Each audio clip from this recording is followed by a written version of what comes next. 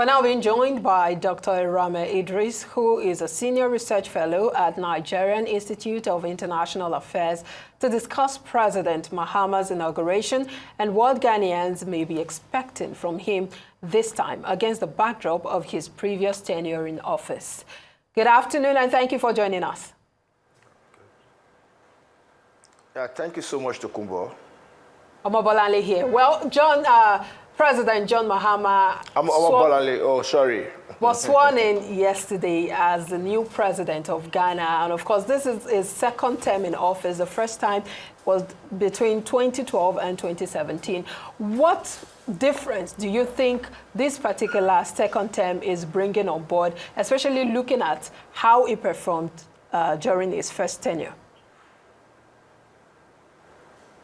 Well, I think I need to start by saying congratulations to him. It's a good victory for him. And coming from somebody who was not a greenhorn in terms of Ghanaian politics, even when he was out of office, he was always around the corridors of power, trying to make a comeback. He's somebody who is very vast about the issues of Ghana. And it also showed that how Ghanaians came out massively, to vote for him. So obviously there seems to be much more maturity in terms of who he is now and currently and who he was between 2012 and 2017. So it means that the expectations this time are much more higher and the stakes are higher compared to what it was. And don't also forget the background upon which he won these current elections, the socio-economic challenges that have bewildered the Ghanaian economy that had led to a whole lot of tensions across the country. So the victory itself is a welcome development for Mahama, but I must confess to you that there is so much to be done. First, in terms of bringing back the public confidence among Ghanaians, one. Two, in terms of addressing those those core social challenges that in fact led to the whole issues about resettlement against the former regime. And again, to also ensure that there's a value added in terms of why the people have decided to, once again, put their confidence in him. I'm talking about putting their confidence in him, Dr. Idris. I'd like your thoughts on this issue. Ghana is currently grappling with socio-economic challenges.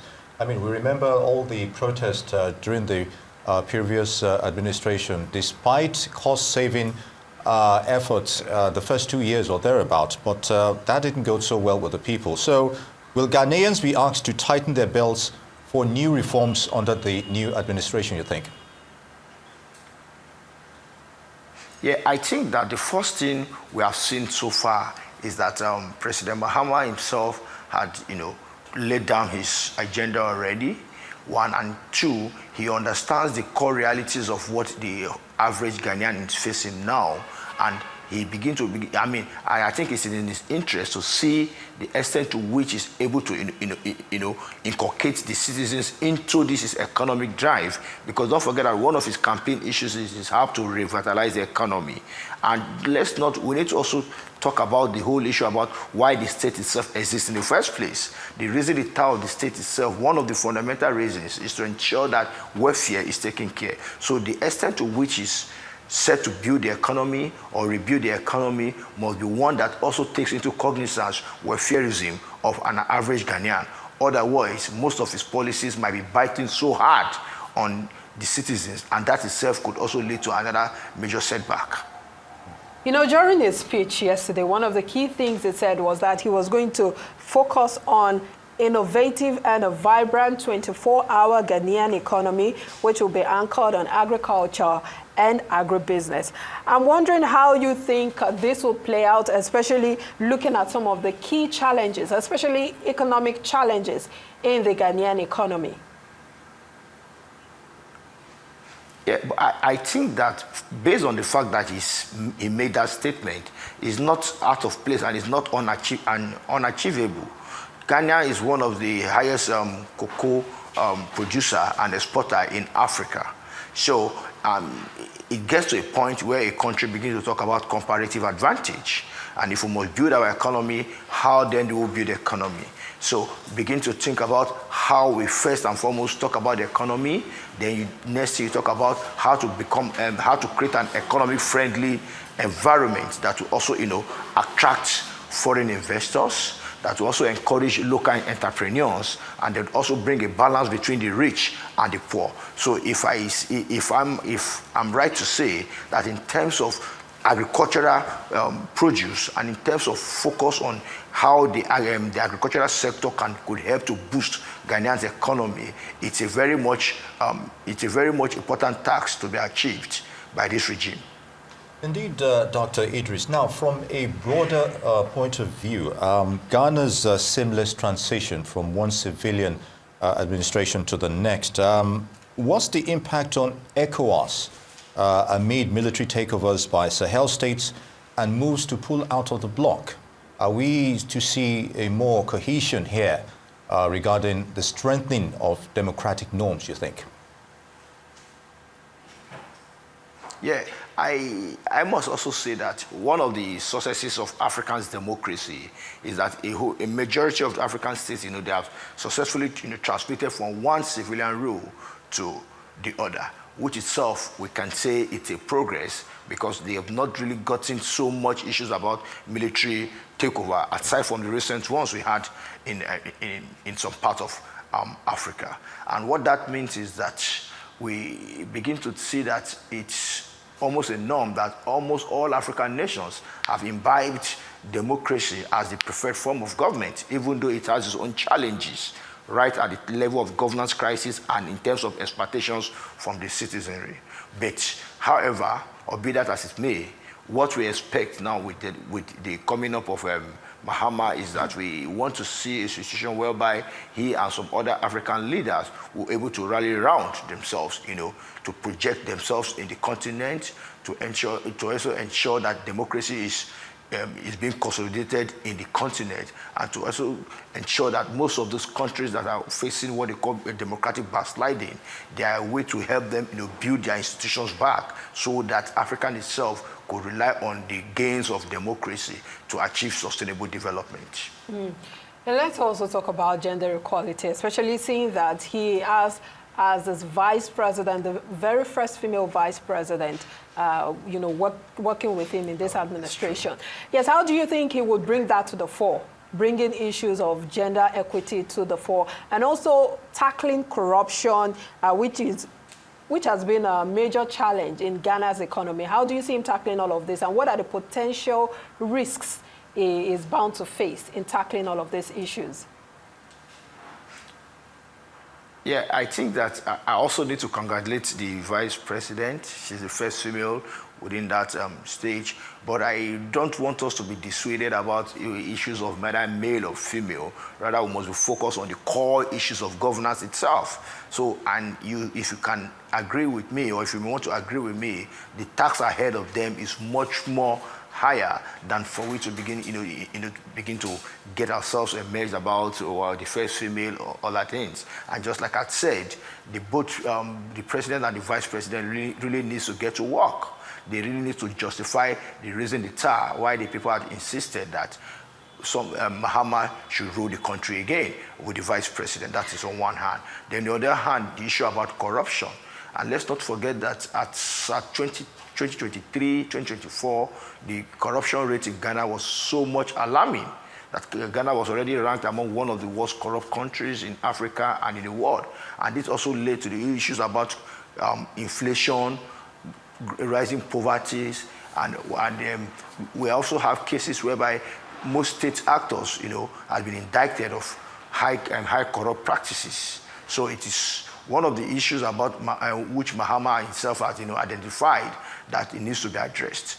But how the way and manner this is addressed itself would really explain or would really justify why there's a regime. So my advice is that first and foremost, the whole issue about economic resuscitation, the issue about creating friendly environment for business to strive, the issues about addressing poverty, youth unemployment, the issues about talking about political crisis and constitutional issues should form the basis of the short-term goals he plans to achieve. Then the whole issue about corruption should form the long-term goal, because you see, within the African context, and experiences also show that fighting corruption itself is a lot difficult, because corruption also fights back. One. And two, let's not also forget that we are also emerging the whole issue about ethnic politics, and most of the people indicted in Ghana that have been indicted or alleged to have siphoned huge money, they are still very much in the country. Then, so what we expect is that while that issue is there, we need to see that there are proper processes upon which how these people are being tried, and that should be devoid of political intimidations or any form of political recklessness.